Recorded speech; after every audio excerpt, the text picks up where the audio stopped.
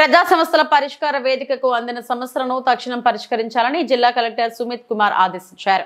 సోమవారం ఉదయం 10:30 గంటలకు జిల్లా కలెక్టరేట్లో నిర్వహించిన ప్రజా సమస్యల పరిష్కార వేదిక కార్యక్రమంలో ఆయన అర్జీదారుల నుండి అర్జీలను స్వీకరించి వారి సమస్యలను సావధానంగా విని సంబంధిత అధికారులు తక్షణం పరిష్కరించాలని ఆదేశించారు. మొత్తం సుమారు 172 అర్జీలు అందినట్లు తెలిపారు.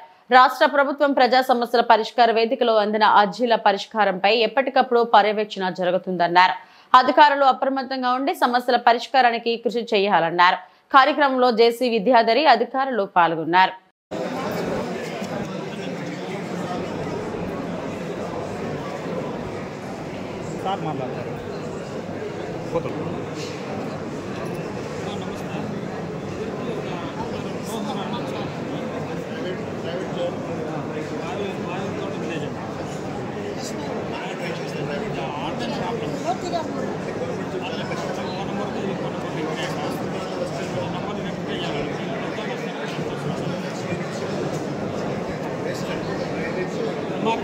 MRO దగ్గరికి వెళ్ళడం